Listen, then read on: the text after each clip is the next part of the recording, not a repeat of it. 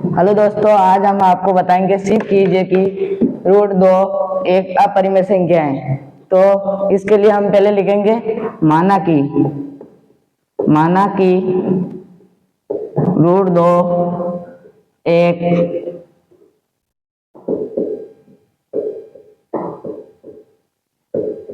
संख्या है।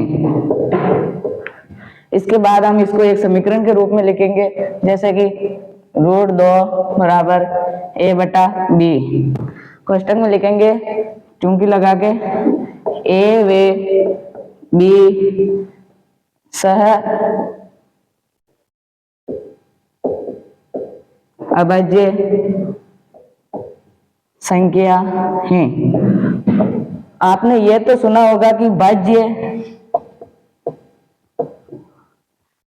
अभाज्य, लेकिन ये शब्द पहली बार सुना है कि सह अभाज्य किसे कहते हैं। भाज्य तो उसे कहते हैं वह संख्या जिसमें एक का स्वयं का वे किसी अन्य संख्या का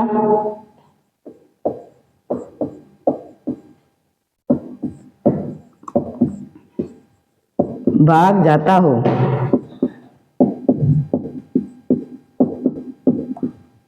उसे भाज्य संख्या कहते हैं। ये तो आपने पढ़ ली होगी। जैसे भाज्य संख्या है, जैसे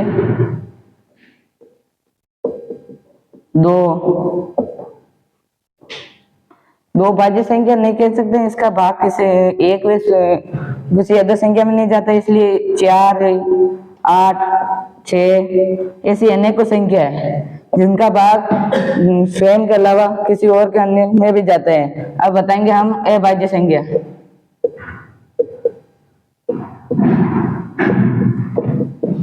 वह संख्या जिसमें एक का स्वयं का भाग जाता हो, उसे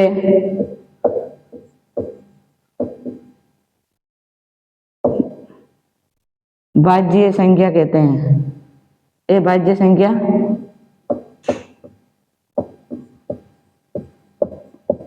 कहते हैं। ये हमने पढ़ लिया भाज्य और अभाज्य संख्या के बारे में। अब पढ़ेंगे हम सह अभाज्य संख्या, जिसमें ये हमने बताया कि a व b एक सह अभाज्य संख्या। जो लिख देते हैं सह अभाज्य संख्या। इसकी परिभाषा यह होगी, वह संख्या जिसका HCF 1 हो, उसे सह अभाज्य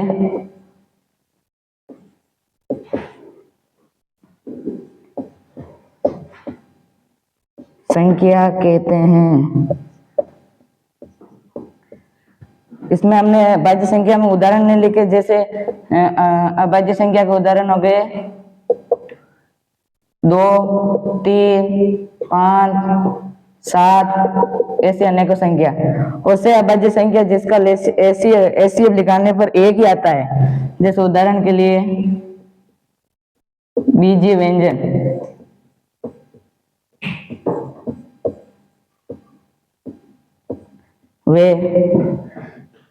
ये बीजीय व्यंजन का HCF 1 आएगा। तो आप इसको नोट करना चाहते हो तो नोट कर लीजिए, ये नोट कर लीजिए भाज्य और अभाज्य संख्या। फिर आगे चलते हैं हम इस टॉपिक के बारे में। इसको रब कर देते हैं।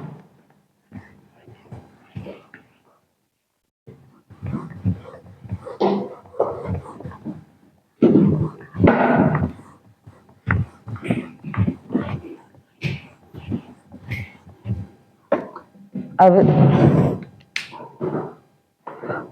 इसको रूट अगर हम रूट 2 बराबर a बटा b लिखे, ये रूट अगर इस इधर चला जाएगा, पक्षांतर करेंगे रूट का, तो यहाँ पर a स्क्वायर बटा b स्क्वायर लग जाएगा।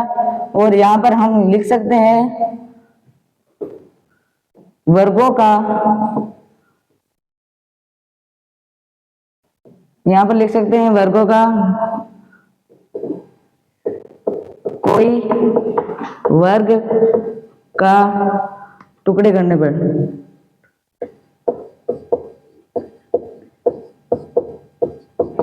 ये लिख सकते हैं। और इसके बाद हम इसका पक्षांतर करेंगे तो आएगा रूट 2 b स्क्वायर बराबर a स्क्वायर, जिसमें हम लिखेंगे a का मान लिखेंगे a b किससे विभाजित है 2, तो यहाँ पर लिख लेंगे 2 से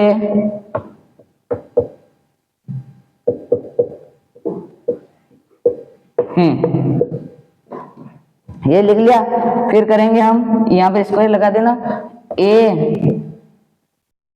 ए स्क्वायर 2 से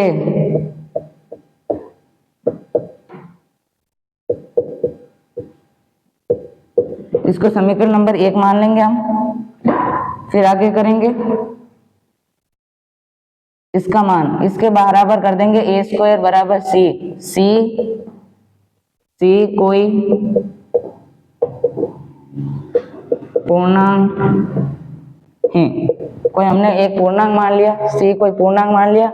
और ये c का हम 2 का स्क्वायर लिख देंगे c के आगे, जैसे a स्क्वायर बराबर 2 का स्क्वायर कितना होता है 4c, और फिर लिखेंगे 2b स्क्वायर बराबर 4c, वापिस है जैसे उतार देंगे, ये इससे कट रहा है कितनी बार 2 बार, तो अपन लिखेंगे b स्क्वायर बराबर 2c। फिर इसके आगे हम नेक्स्ट करेंगे b स्क्वायर बराबर 2c, तो हम लिखेंगे इसमें जैसे वहां पर लिखा a b 2 से विभाजित है और a स्क्वायर 2 से विभाजित है, उसी तरह हम लिखेंगे b स्क्वायर b 2 से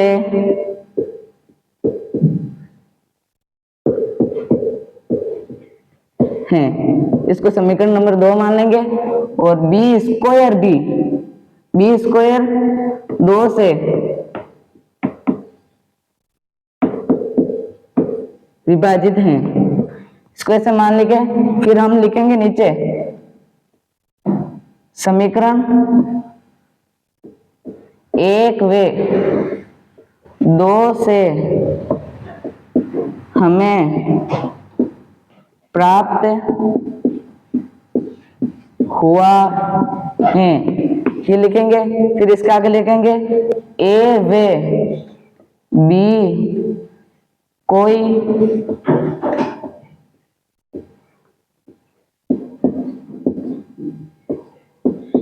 उपनिष्ठ गुणनखंड, यहाँ पे कितने लिखे हुए 2 रूट या 2 रूट लिखे हुए, तो यहाँ पर हम लिख देंगे 2 रूट विशिष्ट गुणनखंड है। फिर आगे लिखेंगे इसके आगे फिर एक डैश लगा के करेंगे, परंतु इससे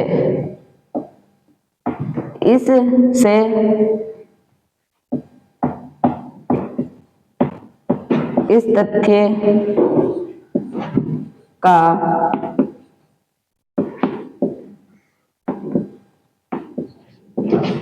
विरोधाभास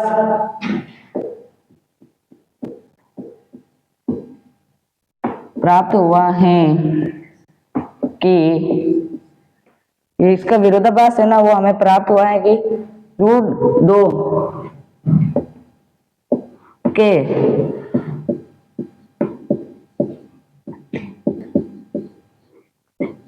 2 के अतिरिक्त गुणनखंड नहीं है। कर दिया। फिर वापस हम डैश लगा के करेंगे इस तथ्य का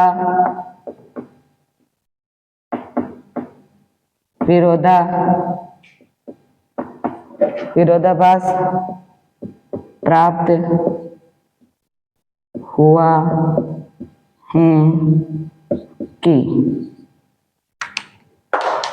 विरोधाभास प्राप्त हुआ है कि की जगह हम ये लिख देंगे क्योंकि हमने एक त्रुटि पूर्ण कल्पना से प्राप्त किया है। फिर नीचे अतः लगा के लिख देंगे अतः √2 1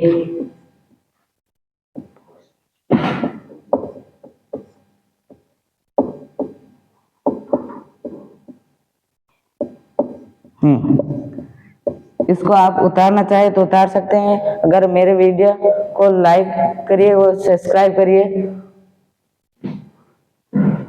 फिर एक बार वापस रिवीजन करते हैं। माना कि √2 एक परिमेय संख्या है। फिर आगे लिखेंगे √2 बराबर a/b। a बटा b को हमने माना a व b सहअभाज्य संख्या है। a व b क्या है? सहअभाज्य संख्या। मैंने बताया था सहअभाज्य संख्या क्या होती है। और √2 जिसका हम पक्षांतर करेंगे तो ये आ जाएगा 2 बराबर a² b² का अगर हम पक्षांतर करेंगे तो ये आ जाएगा ab² बराबर a²। a b 2 से विभाजित होता है, यानी कि इससे विभाजित होता है 2। जैसे कि यहाँ पर ये 2 इससे विभाजित होता है। a² 2 से विभाजित होता है। a² बराबर c हमने कोई पूर्णांक मान लिया है इस समीकरण को आगे बढ़ाने के लिए। फिर आगे हमने क्या किया a² बराबर 4 कहाँ से है? a का हमने होल स्क्वायर किया था। क्या किया था? होल स्क्वायर, जिसके कारण वो हमें प्राप्त हुआ 4। और फिर हमने b के साथ समीकरण करके 4 को काट दिया। फिर हमें b² बराबर 2c प्राप्त हुए। और b भी 2 से विभाजित है। जो b है, जैसे a भी 2 से विभाजित है वैसे b भी 2 से विभाजित है। b² 2 से विभाजित है।